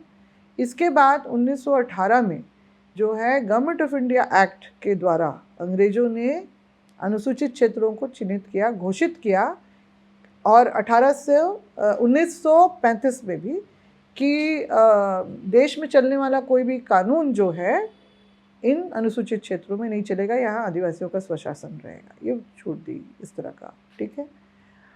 अब 1871-72 में इस देश में जनगणना का भी काम शुरू हुआ अंग्रेजों द्वारा ही। तो उस समय उन्होंने जो है 1881 में पहला जो सेंसस रिपोर्ट आया, तो उसमें हम देखते हैं, ये मेरे पास है, वो सारे रिकॉर्ड्स हैं, उसमें आदिवासी ट्राइबल करके अलग, क्योंकि देखा कि किसी भी धर्म समुदाय या उनकी परंपरा संस्कृति सबसे अलग है, इनका सब कुछ अलग है, इसलिए अलग कॉलम कोड में उसी समय से जो 1941 तक वो चला आपका tribal religion, indigenous, aboriginal, animist, tribes religion, ऐसे करके ये चला, इनका कॉलम कोड बना के अलग से चला, उसमें गिनती होती रही हमारी। इसके अलावा जब आज़ादी के बाद जो है, आज़ादी का जो संविधान निर्माण हो रहा था, उस समय भी जो हमारे प्रतिनिधित्व किए मरांगुम के जयपाल सिंह मुंडा जी, तो उन्होंने आदिवासियत की बात रखी, और जो मॉडल अंग्रेज़ों ने बनाया था अनुसूचित क्षेत्र का वो सारा, और जो हमारी पारंपरिक जो हमारे ज़मीन सुरक्षा संबंधी जो कानून थे, उनको मान्यता दी गई 13(3) क अनुच्छेद में संविधान में, और 244 अनुच्छेद 244(1) में 5वीं अनुसूची, 244(2) में 6वीं अनुसूची का बात आई जो नॉर्थ ईस्ट के लिए है, 5वीं अनुसूची देश के दूसरे भागों के लिए, और इस तरह से। तो इसमें जो है ये सारी चीज़ें जो हैं संवैधानिक रूप से मान्य है, और उसमें 5वीं अनुसूची में ये इस बात स्पष्ट रूप से लिखी गई कि आदिवासियों का स्वशासन होगा, आदिवासियों का जो है उनके अनुरूप जो है हम लोगों को नीति निर्धारण करना है, और गैर मजरूरा ज़मीन के भी मालिक, ये संविधान में लिखा हुआ है, सरकार नहीं हो सकती। लेकिन ऐसा ये तो कुछ हो फैसला नहीं रहा है नहीं, ना। कुछ भी तो नहीं हो रहा है ना। सिरमटोली का रैंप बन ही गया वहाँ पर। अरे बाप रे बाप, वो तो जब इस तरह की बातें बोलने लगी, हम लोग को भी भाजपा का एजेंट और पता नहीं क्या क्या नहीं बोला जा रहा था, तो मगर साथ ही साथ जो है हमने तो शुरू से, मेरे तो संज्ञान में ये बात आई 20 जनवरी 2025 में, जब मैं अहमदाबाद में बैठी हुई थी, परिषद की मीटिंग के लिए गई थी, मैंने वीडियो देखा था सुनीता मुंडा का, और उससे मुझे पता चला था, और फिर 22 को ही मैंने मीटिंग करने के बाद 21 को रांची में पहुंच के 22 को मैंने मुख्यमंत्री जी को पहला ज्ञापन सौंपा कि ये बहुत गलत हुआ है, कि सरकारी अतिक्रमण भी हो गया है इसका, एक ऐसी ज़मीन को जो 3 तरह के जो खतियान में दर्ज है 17वीं शताब्दी से 1878 का जो था वो तब के खतियान, और मतलब RS CS MS तीनों खतियान में ये 46 डिसमिल की ज़मीन थी। और क्योंकि नेचर हमारा आदिवासी जो ज़मीनों का, सामाजिक व्यवस्था, धार्मिक व्यवस्थाओं का जो है वो इस तरह से अंकित कर दिया गया है कि वो एक ही एक रहेगा, एक मौजा में आपका एक सन्ना रहेगा, एक मसना रहेगा, एक हड़गड़ी रहेगी, ये व्यवस्था की ज़मीन रहेगी, ये सारा कुछ गामा देवती, मड़ई वगैरह सब कुछ उसी का ही एक हिस्सा ये सिरमटोली सरना स्थल भी रहा है, जो नॉन ट्रांसफरेबल है, बेलगान, मतलब इसका जिसकी रसीद नहीं कटेगी, कभी भी वो ट्रांसफ़र नहीं हो सकता है। मतलब जिन पहान के नाम से भी अगर वो चढ़ा रहा खतियान में, तो वो भी किसी को बेच नहीं सकते। हाँ, वो आपका इसमें क्या बोलते हैं, जरपेशगी मतलब लीज पे वो दे सकते हैं 3, 5, 7 साल एट द मोस्ट, अगर उनको कोई ज़रूरत पड़ी, मगर वो ऑटोमेटिकली टूट जाएगा लीज 7वें साल में। ये इस तरह की व्यवस्था की ज़मीन जो है उसका अतिक्रमण हो गया। बताइए, 10 फीट जो ज़मीन उसकी चली गई और वहाँ पर सर्विस लेन बना दिया गया रैम्प के बगल में। अभी बोल रहे हैं विकास विरोधी ये बातें कर रहे हैं। अरे भाई, विकास का विरोध करना तो होता तो हम शुरू से ही विकास का विरोध करते। हमने तो इतनी समझ हम लोग में भी है कि एक व्यवस्था जो है, शहर का जो डेमोग्राफी बढ़ रहा है, जो ट्रैफिक बढ़ रहा है, उससे निजात पाने के लिए अगर कनेक्टिंग फ्लाईओवर बनता है तो एक व्यवस्था बनेगी। आपका स्पष्ट रूप से पेपर में भी लिखा हुआ, छपा हुआ कि हज़ारीबाग रामगढ़ से लोग भी जो है बिना शहर के उसमें फंसे हुए ऊपर ऊपर आपका चले जाएंगे मेकॉन तक उतर के, जिसको जमशेदपुर जाना है, जिसको एयरपोर्ट जाना है, जिसको जहाँ जाना है, तो कुटी सरकार जाना तो है। यही कह रही है कि विकास कर रहे हैं। विकास किसके विकास कर रहे किसके किसके झारखंडियों के लिए विकास कर रहे हैं। झारखंडियों के लिए विकास कर रहे हैं, तो आप ठेस कहाँ पहुँचा रहे हैं ये भी तो देखिए ना। आपका जो ओरिजिनल मॉडल था उसको आपने जानबूझ के चेंज किया। और मैं ये भी कहूँगी कि ये षड्यंत्र के तहत हुआ है। भले वो राज्य सरकार ने नहीं रचा केंद्र सरकार ने, वो बात में वहाँ पर ला रही हूँ। तो मौन रही ना, इतना आंदोलन हुआ। बिल्कुल, ये बनने में, जो ये उतारने में भले उनकी भूमिका नहीं रही होगी, मगर उन्होंने रोकने का काम नहीं किया उसको, क्योंकि ये सारा डीपीआर तो हमारे पब्लिक डोमेन में नहीं होता है। हम वो नहीं उसको वो कर सकते क्वेश्चन, बस हम देख रहे हैं यहाँ कोई व्यवस्था बन रही है। ये जो 2020 के जो जनगणना प्रपत्र में, प्रस्तावित जनगणना प्रपत्र में जो आदिवासियों का कॉलम कोड जो 7वें नंबर पे था, अन्य या अदर्स, जिसको हम पूरे में आदिवासी धर्म एवं अन्य मान्यताएं, जो हमारा 1961 से लेके 2011 तक जो था सेंसस में, हमारा उसी कोड के कॉलम कोड के अंतर्गत देश भर के आदिवासियों का आंकड़ा बनता रहा, प्रतिशत निकलते रहे, नीति निर्धारण होता रहा, सारा कुछ हुआ उसी के अंदर। उसको मोदी सरकार के जो आने से के बाद हमने पूरे देश में देखा है। ये मैं पहली व्यक्ति नहीं हूँ ये बोलने वाली। 2014 में सबसे पहले चर्च पे हमला शुरू हुआ, 2015 में आपका मुसलमानों पे हमला हुआ, मॉब लिंचिंग शुरू हुई, 2016 में सीधा आदिवासियों के ऊपर। सरना सनातनी एक है, मतलब जो सरना है, आदिवासी में जो सरना है वो सनातनी। और 2017 में मोहन भागवत जो आरएसएस के प्रमुख हैं, वो झारखंड की धरती पे ये ऐलान करके गए कि आदिवासी हिंदू ही तो है, उसको अलग से कॉलम कोड क्यों। जो संविधान में नहीं किया, जो किसी ने नहीं किया, आप बोलने वाले कौन होते हैं। और आपने इसी के तहत जो है हमारा कॉलम कोड हट गया। झारखंड में सरकार आदिवासियों की है, सरना कोड की मांग पिछले कई एक वर्षों से हो रही है। 2021 में जो है सब कुछ यहाँ से लागू करके भेज भी दिया गया है। लगातार भाजपा कह भी रही है कि हम अब जो है जातिगत जनगणना कराएंगे, लेकिन आप लोग ये कह रहे हैं कि हम लोग जो है सरना कोड की मांग करेंगे। कांग्रेस यहाँ पर जो धरना देगी कि जातिगत जनगणना के साथ आप सरना कोड भी दीजिए। देखिए, सरना कोड जो इतने सालों में बोल के सबका, मगर काफ़ी लोग ऐसे भी हैं, जब से मैंने 2020 से मैंने इस विषय को समझा अच्छी तरह से, तो मैंने जो है इस पे ही बात करनी शुरू में मुझे बहुत विरोध भी सहना पड़ा कि आप अपने बाबा से अलग बातें कर रही हैं। मैंने कहा नहीं, मैं अब समझी हूँ बाबा की भावना को। क्यों उन्होंने अखिल भारतीय आदिवासी विकास परिषद क्यों बनाया। पूरे देश भर के आदिवासियों को एक प्लेटफॉर्म में अगर लाने की बात सोचेंगे तो वो हमेशा देश भर के आदिवासियों के हित और अधिकार की ही बात कर रहे थे वहाँ पर, और वो होता है। बहुत सारे काम परिषद ने इतने दशकों में किया है। तो आप जो है ये जो आदिवासी धर्म पूरे देश भर के आदिवासियों के लिए है।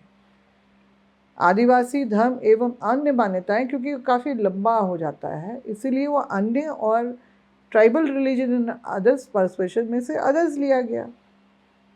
एक अलग हमारे लिए था ना। और आदिवासी तो उसी में 2011 में भी सरना आदिवासियों ने उसमें अपनी पहचान को दर्ज करके अपना 50 लाख का आंकड़ा बनाया।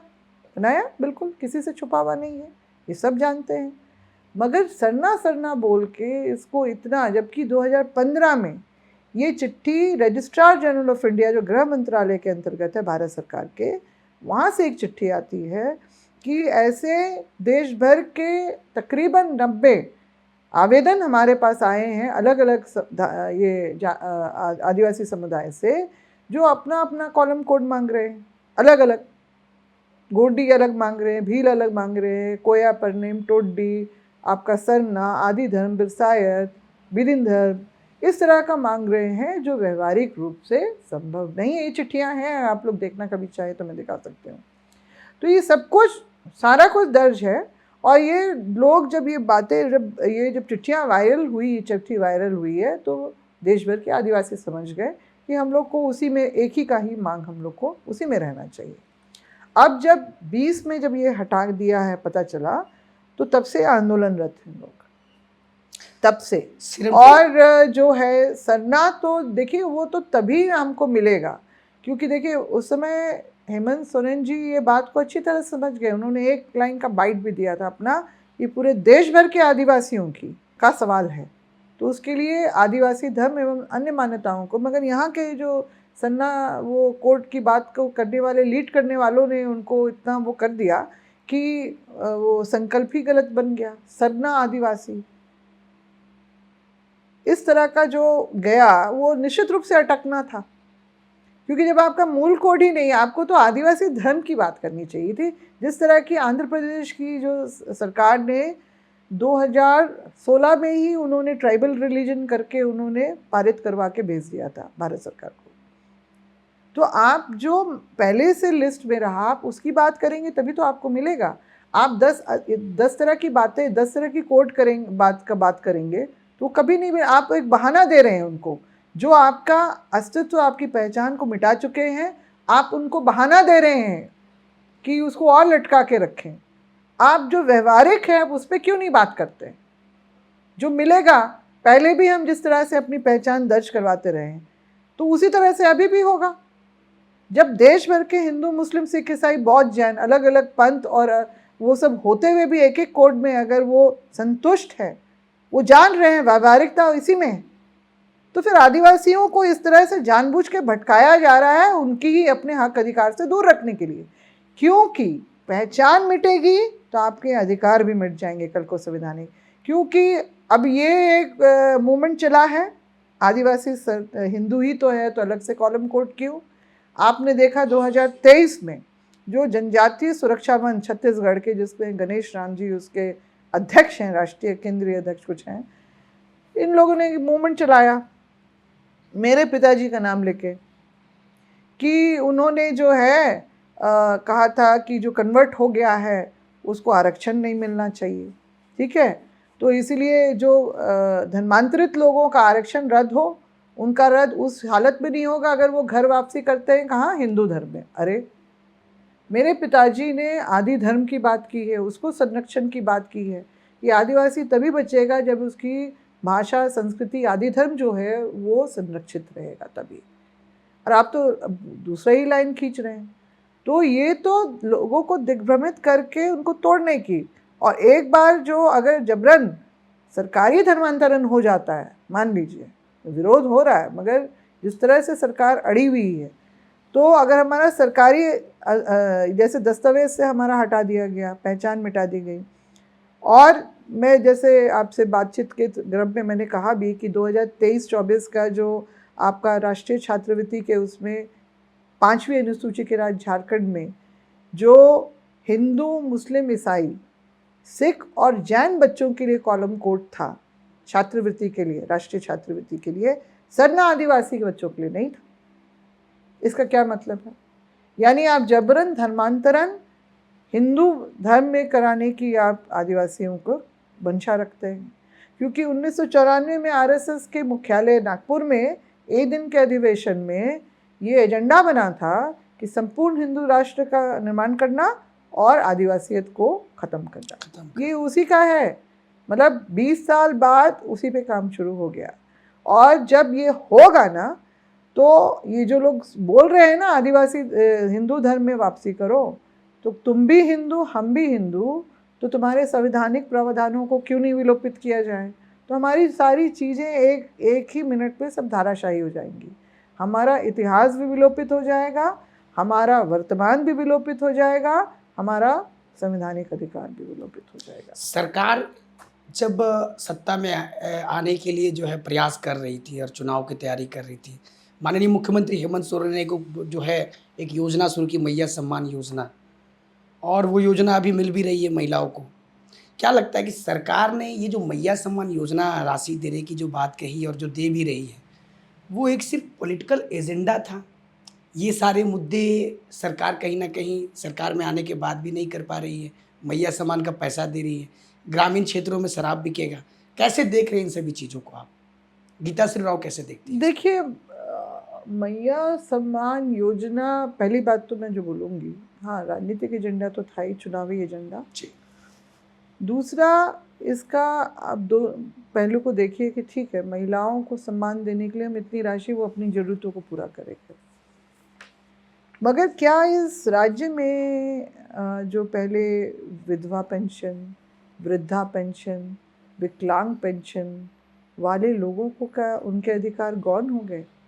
उनका तो पेंशन नहीं मिल रहा है।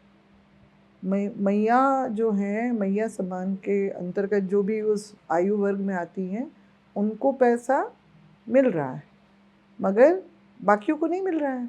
उनका अभी भी बाधित है, रुका हुआ है। हमारे मुझे अभी हाल में पता चला कि छात्रवृत्ति भी नहीं मिल रही है बच्चों को।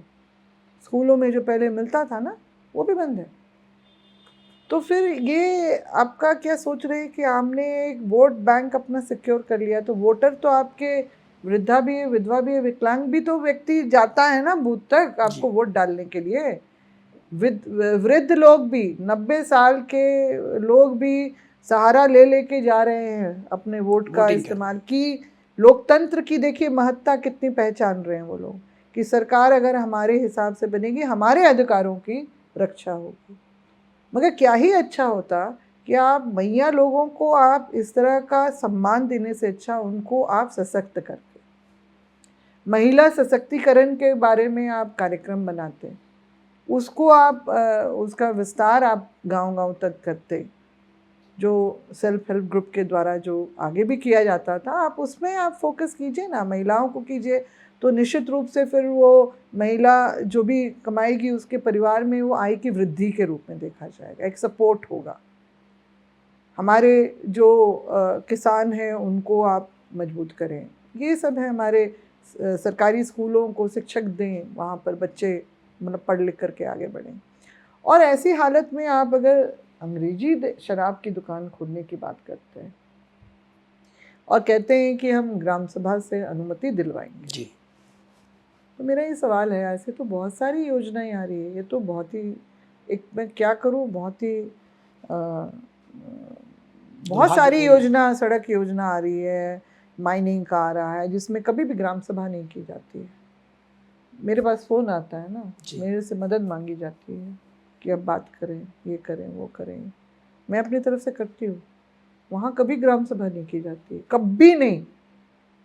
और ग्रामीण अपना ये जो जागरूक है वो बार बार मीटिंग करके अपना ज्ञापन दे रहे हैं, बीडीओ को दे रहे हैं, एसडीओ को दे रहे हैं, डीसी को दे रहे हैं, मुख्यमंत्री तक पहुंचवा रहे हैं। क्यों? विरोध कर रहे हैं लोग, मगर आप उस समय तो ग्राम सभा नहीं, मगर हाँ, आप शराब की दुकान खोलने के लिए आप ग्राम सभा करवाइएगा। उससे क्या होगा? जो वो 4 पैसे कमा के अगर किसी तरह से घर भी ला रहा है, तो वो तो शौक से अंग्रेजी शराब के, देखो सरकार ने तो, और ये मैया जो सम्मान योजना का भी जो पैसा जो जा भी रहा है किसी के खाते में, तो कलेश ही बढ़ेगा। तो बोलेगा सरकार दे रही है ना पैसा, लाओ दो। वो तो शौक से पिएगा, पार्टी करेगा, तो वो काम तो नहीं करेगा और माहौल बिगड़ेगा। और इससे क्या होगा? घर घर में क्लेश होगा और उससे महिलाएं और बच्चे प्रभावित होते हैं सबसे ज़्यादा। जो हमारे गांव में जो बच्चे हैं, मैंने देखा है गांव में भी इतने प्रतिभाशाली बच्चे, होनहार बच्चे हैं, मगर व्यवस्था की कमी से, जो व्यवस्था की तरफ से सपोर्ट मिलना चाहिए। आपने सीएम एक्सीलेंस फॉर जो स्कूल फॉर एक्सीलेंस तो खोल दिया, कितने बच्चे जा पाते हैं वहाँ तक बताइए? कितने बच्चों का उद्धार कर पाते हैं। मगर अब गांव-गांव में अगर सही तरीके से सभी विषय के वो करके आप अगर करते हैं, तो आपका निश्चित रूप से हमारे खिलाड़ियों को आप वो कीजिए ना, बढ़ावा दीजिए। उनका जो है सिर्फ वो भी पढ़ लिख कर भी जो खिलाड़ी बनेंगे तो उनके सर्टिफिकेट के हिसाब से उनको नौकरियाँ भी मिलती है, सरकारी नौकरी, उस पर ध्यान दीजिए। हमारे कलाकार जिन्होंने अभी ज़्यादा दिन नहीं हो रहा, मेरे ख्याल से 10-12 दिन पहले से हम लोग फेसबुक में भी देख रहे थे किस तरह की चिंता वो लोग अपनी जाहिर कर रहे थे कि सरकार के तरफ से फिल्म मेकिंग, देखिए फिल्म सिनेमा एक जो है या डॉक्यूमेंट्री अच्छी एक जो होती है वो बहुत एक अच्छा जरिया है लोगों तक बातों को पहुंचाने का। अच्छी फिल्में जो हैं वो समाज का आईना होती हैं, लोग उससे बहुत कुछ सोचने समझने की भी ताकत अपनी पैदा उस जो दिखता है वो बहुत ज़्यादा प्रभावित भी करता है और वो बहुत इजी माध्यम है, ठीक है ना। लेकिन वो भी हाशिए पर है अभी, वो हाशिए पे है। देखिए मैंने बताया ना, मैं कला संस्कृति की भी मंत्री थी, तो मैंने जो हमारे जो, क्योंकि मैं दिल्ली में पली बड़ी हूँ और वहाँ का परिवेश अलग देखा, कुछ अलग ही रहा, अलग ही, कुछ नहीं, बहुत अलग है सांस्कृतिक। आप जैसा आपका आपकी रुचि है आपको वो मिलेगा वहाँ पर। तो मेरा कला में पहले से ही रहा, तो मैं एग्जीबिशंस देखने जाती थी और थिएटर में भी जाती थी। अच्छी फिल्म का जो रशियन एम्बेसी हमारे घर के पास था, वहाँ फिल्में देखने में, भले वो भाषा नहीं सबटाइटल्स में रहता था, हम देखते थे। तो ये एक था, तो वो माहौल मेरा बनाने का एक बहुत वो था। मेरा मंत्री बनते के साथ मैंने खाका बना लिया था, कलाकारों के लिए कुछ करना है, कलाकारों के लिए करना है। मतलब यहाँ आर्ट कॉलेज खुले, वो तो टेक्निकल चीज़ों के चलते, क्योंकि वो तो एजुकेशन डिपार्टमेंट से नहीं हो पाया। इसीलिए मैंने जो है सनी परब करके एक सरकारी मंच हम लोगों ने तैयार करा के दिया था, जो हर शनिवार को जो है राज्य भर के हम लोग आमंत्रित करते थे अलग अलग उधर से। तो फिर वो आते थे सरकारी मंच पे, तो बड़े खुश होके जाते थे। फिर हमने ये महसूस किया कि बहुत दूर से आते हैं, फिर हमने उसको प्रमंडल स्तर पे कर दिया, फिर वहाँ से वो जिला स्तर तक भी चला गया कि लोग अपनी अपनी जगह पे भी, क्योंकि फिर है प्रतिभा, आप उसको दिखाना चाहते हैं, और मगर सरकारी मंच मिल जाए तो उसकी बात ही कुछ होती है, एक सम्मान अलग होता है और आपको आपकी पहचान बनती है, आपका मतलब जो रोजगार के भी जो है बहुत सारे रास्ते खुलते हैं, लोग आपको देखते हैं।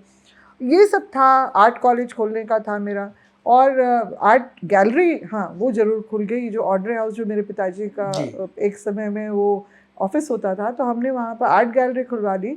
और मगर कितना कैसा उपयोग हो रहा है, काफ़ी काम हुआ उसमें। और आपका मोराबादी में सुबह सवेरे करके जो वहाँ शास्त्रीय संगीत का होता था, यहाँ पर फोक आर्टिस्ट ज़्यादा होते थे, स्कल्पचर्स पेंटर्स वो उनका होता था, उनके लिए वेन्यू देते थे हम लोग। और सुबह सवेरे में जो गज़ल गायक हैं या शास्त्रीय संगीत, तो जो मॉर्निंग वॉकर्स होते थे उनके लिए एक अलग अनुभव, ये सारा खाका हमने तैयार करके दिया। उस समय के साथ साथ धीरे धीरे, और पेपर में भी आया था कि लोग वो सनी परब और उस चीज़ को याद कर रहे थे। कलाकार, देखिए कलाकार को दर्शक चाहिए, उसको सुनने वाला चाहिए, उसको अपनी कला को प्रदर्शित करने के लिए जगह चाहिए, लोग चाहिए। वो अगर आप उनको नहीं करेंगे, जैसे खिलाड़ी को अपनी जो प्रतिभा है उसको प्रदर्शित करने के लिए उसको वो सपोर्ट चाहिए। तो मैंने जब खेल का जो था मेरे मंत्रालय मेरे पास में, तो मैंने वैसे एक तो स्टेडियम्स खुलवाए, सारा कुछ किया। उसके अलावा बहुत सारे हमारे जो ऐसे खिलाड़ी जो ऐसे पृष्ठभूमि से आते हैं कि वो महंगे इक्विपमेंट्स जो हैं वो नहीं खरीद सकते हैं, तो मन मसोस के रहना पड़ता है। मैंने ये कहा कि आप इन्वेंट्री बनाइए, जितना हमारा 34th नेशनल गेम्स के लिए जितना भी मटेरियल आके डंप था, वहाँ से आप निकाल के दीजिए। शूटिंग के लिए, आर्चरी के लिए साइकिल्स इतने पड़े हुए थे, और नहीं तो फिर हम लोगों ने आर्चरी के लिए तो टाटा का जो आर्चरी का जो इंस्टीट्यूट है, कोचिंग इंस्टीट्यूट, वहाँ से भी मंगवा के अपने कलाकारों को दिया। बहुत साल, अभी मेरे ख्याल से 2-3 साल पहले एक लड़का है नीरज गुप्ता, शायद बीजूपाड़ा का रहने वाला है वो शायद, मैं पार्टी ऑफिस गई थी तो आके मेरा पैर छू, बोले मैडम आप मुझे नहीं पहचानेंगी। हाँ नहीं पहचाना, नाम बताया उसने अपना, और फिर उसने कहा कि मैं आपकी बदौलत ही जो आपने इक्विपमेंट दिलवाया था मुझे मेडल्स मिलते गए, आज मैं इंडियन नेवी में हूँ। अचीवमेंट बना ना उसका। तो जो हमारे लोग हैं यहाँ के, आप वो दीजिए ना, उसको सिस्टम बना के दीजिए, आप दीजिए, आप कर सकते हैं, बहुत कुछ है। खाली स्टेडियम इंफ्रास्ट्रक्चर में तो आपका ठेकेदारी का पैसा बहुत मिल जाएगा, मगर आपने उसका इस्तेमाल अगर सही तरीके से नहीं करेंगे तो फिर इन सब चीज़ों का क्या मतलब रह जाता है, बताइए। तो बहुत संभावनाएं हैं, बहुत सारी चीज़ें पहले से उपलब्ध है, तरीका से उसको इस्तेमाल कीजिए, निश्चित रूप से हमारे लोगों के साथ न्याय होगा। उसकी बात दिमाग में होना चाहिए। राजनीति सिर्फ उस तरह की राजनीति, अगर ओछी राजनीति पे चलेंगे या भटकाने वाली राजनीति पे चलेंगे तो सर्वनाश ही होगा लोगों का, इस राज्य का। मगर आप अगर सकारात्मक राजनीति, अगर आप प्रोडक्टिव और क्रिएटिव राजनीति करते हैं तो निश्चित रूप से उसका लाभ राज्य के, इस राज्य के, झारखंड राज्य, हमारे जो लोगों ने जो संघर्ष किया, ये वही सरकार की इन सब चीज़ों को लेके उदासीनता, जो इतने संघर्ष कुर्बानी के बाद आपका एसपीटी बना, संथाल परगना टेनेंसी एक्ट 1857 में, 55 में सॉरी, और आपका 1888 में विल्किंसन रूल बना कोल्हान में, फिर दक्षिणी छोटा नागपुर इधर के लिए जो आपका छोटा नागपुर के लिए जो आपका CNT छोटा नागपुर टेनेंसी एक्ट बना, तो वो ज़मीन को संरक्षित करने के लिए था, और वो संविधान में भी जैसे पहले मैंने बताया है उस सब चीज़ों को मान्यता मिली जी। आज हम लोग देख रहे हैं कि उन सब चीज़ों को धत्ता बताया जा रहा है। आदिवासियों की अपनी जो पुरानी एक प्राचीन व्यवस्था रही है, जिसको हम लोग सामाजिक न्यायिक व्यवस्था, स्वशासन की व्यवस्था, जिसको हम लोग उरांव मुंडा में जो है पढ़ा व्यवस्था कहते हैं, जो खड़िया में ढुकलो सोर हो समाज में, उसको समुदाय में उसको मानकी मुंडा और संथाल में माझी परगनाथ के रूप में ये मान्यता, ये जो व्यवस्थाएं रही हैं, जिसके अंतर्गत समाज बड़े अनुशासन में रहा है। और मेरा ये मानना है कि बहुत हद तक जो जितनी भी बड़ी बड़ी क्रांतियाँ हुई उसी के तहत हो पाई, क्योंकि समाज एकजुट रहता था, उस एक अनुशासन में। जो एक बार अगुआ ने निर्णय ले लिया, चल पड़ते थे लोग। आज क्या हो रहा है, इन सब चीज़ों को गौण किया जा रहा है उसी सामाजिक व्यवस्था के अनुसार। जैसे हमारे, मैं ख़ासतौर से यहाँ के अपने मैं बताना चाहूँगी, दक्षिणी छोटा नागपुर में जो ये पढ़ा व्यवस्था में जो लोग होते थे, पहान, पुजार और जो बेल पढ़ा या इस तरह के जो पैन भोरा, इनकी सबकी अपनी अपनी ड्यूटी हुआ करती थी समाज के प्रति, जिसको जो काम मिलता था उसके हिसाब से। क्योंकि पहले तो ये क्या नगद का तो चलन नहीं था, तो उसके बदले में, उस सेवा के बदले में, सर्विस लैंड इसलिए बोला जाता है, उनको ज़मीन ही दी जाती थी। और वो इसका ये मगर था कि वो नॉन ट्रांसफरेबल होगा, आपको सर्विस के बदले में दी जा रही है। उनकी अपनी निजी संपत्ति होती थी, वो आपका अलग है, और ये भी आप इसका उपयोग सिर्फ जोत कोड़ के लिए कर सकते हैं। ये सभी इस व्यवस्था में जितने भी पदाधिकारी रहे, उनको इस तरह से छोटा बड़ा करके मिलता रहा। अब जो है ये सारी चीज़ें आपका भुअरी पहनाई ज़मीन, बकास भुअरी पहनाई ज़मीन, डाली कतारी, भूत खेता, ये सभी उन्हीं व्यवस्था के अंतर्गत आती है। गहराई ज़मीन, नौकराना ज़मीन, तो ये सभी बेलगान और इनका नॉन ट्रांसफरेबल जो नेचर रहता है हमेशा से। मगर फिर भी ज़मीन की लूट हो रही है, बाहर से लोग आ रहे हैं, आदिवासियों को बहला फुसला के सादा पट्टा पे, अगर आप किसी नॉन ट्राइबल से मांगिएगा तो वो कभी भी ज़मीन का कागज़ नहीं दिखाएगा, दावा ज़रूर करेगा, झंडा जरूर गाड़ेगा, मगर वो कागज़ नहीं, क्योंकि आपका एक आदिवासी की ज़मीन, चाहे वो रैयत हो या व्यवस्था की ज़मीन हो, DC का परमिशन लेना ज़रूरी है जी। DC और DC स्क्रूटनी करे तो वो देखे कि आदिवासी का तो गैर आदिवासी ले नहीं सकते हैं। CNT एक्ट में संशोधन में तो आपके SC कम्युनिटी का भी नहीं ले सकते हैं। ये सारी चीज़ें आई हैं, तो उसके बावजूद हो रहा है आए दिन। क्योंकि मैं अखिल भारतीय आदिवासी विकास परिषद की प्रदेश अध्यक्ष हूँ, और अभी वर्तमान में मैं ये राष्ट्रीय अध्यक्ष हूँ महिला प्रकोष्ठ की। अभी सुबह भी मुझे यहाँ आने में लेट इसलिए हुआ क्योंकि हमारे ही अपने क्षेत्र के लोग आए हुए थे, ज़मीन का कुछ मामला था तो उसको लेके था। तो ये आए दिन मेरे उसमें आता है। हम लोग देखते हैं कि यहाँ पर जो है भ्रष्टाचार का लेवल थाना में और अंचल में इतना ज़्यादा बढ़ा हुआ है कि आदमी अपना वाजिब कागज़ भी लेके जा रहा है तो वो बोलेगा कि अंचल में भी उसको घुमा दिया जाएगा। अब तो रसीदों में भी गड़बड़ी, ऑनलाइन जब से रसीदें कटना शुरू हुई हैं तब से ये गड़बड़ और ज़्यादा बढ़ी है। पंजी 2 तक में भी चढ़ जा रहा है आपका। फिर ये क्या कहते हैं, थाना अगर जाता है, सबसे पहले लोग थाना जाता है क्योंकि थाना सामने होता है। आदिवासी सबसे पहले थाना जाएगा, दौड़ेगा कि भाई हमें प्रोटेक्शन वहाँ से मिलेगा, मगर थाना वाला भी घुमाते रहते हैं, तुम ये लाओ, वो करो, ये करो, तुम्हारा ये झूठ है, वो ये बोल रहा है। फिर वो एंटरटेन भी करेंगे मगर ये भी बोलेंगे कि ज़मीन का मामला तो हमारे जुरिस्डिक्शन से बाहर की चीज़ है, हमारा वो नहीं है। दोनों बातें बोलते हैं, वो फंसा देते हैं लोगों को। इस तरह का ये हर दूसरे तीसरे थाना में यही मामला हम लोग देख रहे हैं। अंचल में भी यही बातें आती हैं।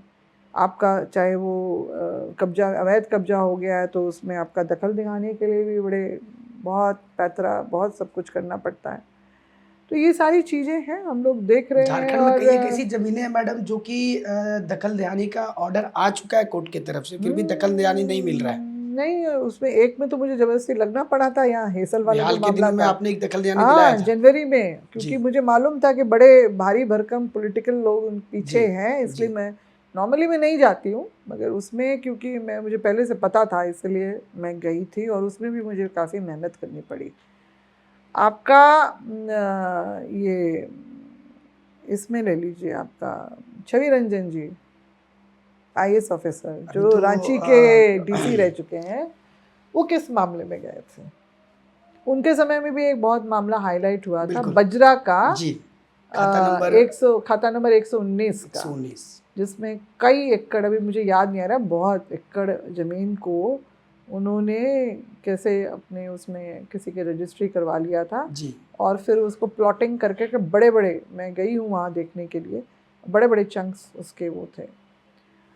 ये सारा जो है आप देख लीजिए, अधिकारी हमारे बड़े उच्च अधिकारी जो ऑल इंडिया सर्विस के आ रहे हैं वो लोग भी इसमें लिप्त हैं। छवि रंजन जी की बात निकली है तो मैं बताना चाहूँगी, हरमू बाईपास में एक पुराना भसुर है, वहाँ पर ठीक रोड के आप उसमें देखेंगे तो उसमें खेत है और बीच में एक मिट्टी का घर है।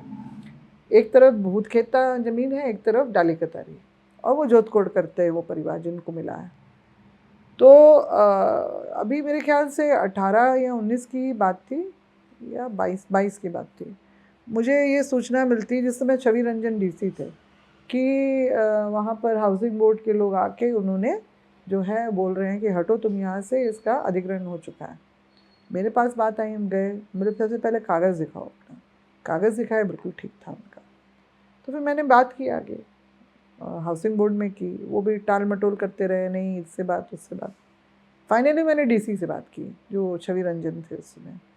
मैंने कहा देखिए, जब HEC के लिए भी जब ज़मीन का अधिग्रहण हो रहा था ना, उस समय आदिवासी जो सामाजिक व्यवस्थाओं की ज़मीन को भी का अधिग्रहण नहीं हुआ था, तो ये भी सामाजिक व्यवस्था की ज़मीन है। जब उस समय नहीं हुआ तो आज किन कारणों के चलते इसको लिस्ट में डाला गया है, तो ये तो बिल्कुल नहीं होना चाहिए। मैंने वो सब उनको बता दिया, तब से वो अभी फ़िलहाल तक तो रुका हुआ है। और मैंने ये बात स्पष्ट कर दी कि देखिए, ये सब अगर निगम बोर्ड वालों को भी मैंने कह दिया कि अगर आप करेंगे तो बहुत आप परेशानी में पड़िएगा, क्योंकि ये सामाजिक व्यवस्था की ज़मीन है, इससे हम छेड़छाड़ बिल्कुल बर्दाश्त नहीं करेंगे। 1993 में सुधीर प्रसाद यहाँ के DC हुआ करते थे और उन्होंने जो DPS उस समय नया नया खुला था जो आपका है, और उसमें उनके ठीक सामने में आप देखते होंगे रोड साइड पे सरना का वो है बाउंड्री, और अंदर की तरफ है मसना का 8 डिसमन का ज़मीन था, जिसको DPS अपने उसमें लेना चाहता था घेरे में, दोनों ज़मीन को। तो उस समय केंद्रीय सरना समिति के अध्यक्ष हुआ करते थे डॉक्टर बिरसा राव जी। उन्होंने उनकी अगुवाई में वो सारा कुछ बातचीत किया उन्होंने, और वो दोनों ज़मीन जो है डीपीएस के अधिग्रहण से मुक्त हो गई और उसका अपना किया, ये काम हुआ उस समय।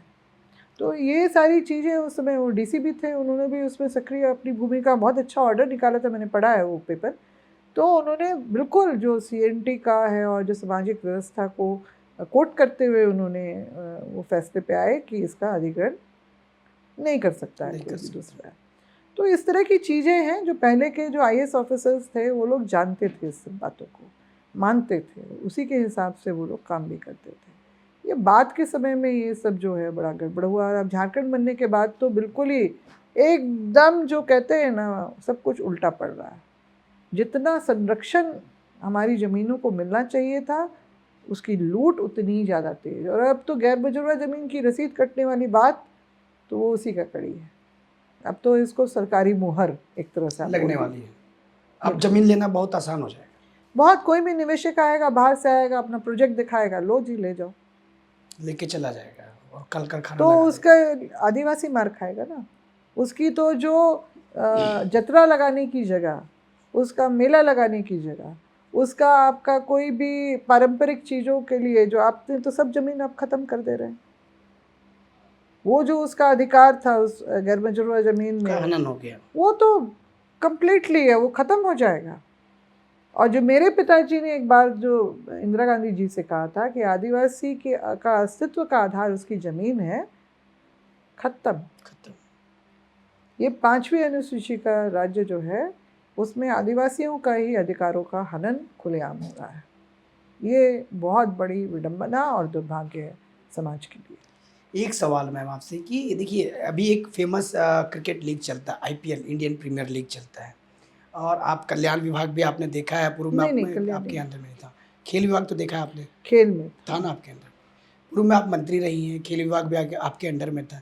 आपको नहीं लगता कि झारखंड में भी एक आरपीएल करके, रांची प्रीमियर लीग करके शुरुआत की जाती, झारखंड के सरकार की पहल से की जाती, ताकि यहाँ के जो युवा प्लेयर हैं जो अभी स्ट्रगल कर रहे हैं उनको एक प्लेटफॉर्म मिल पाता?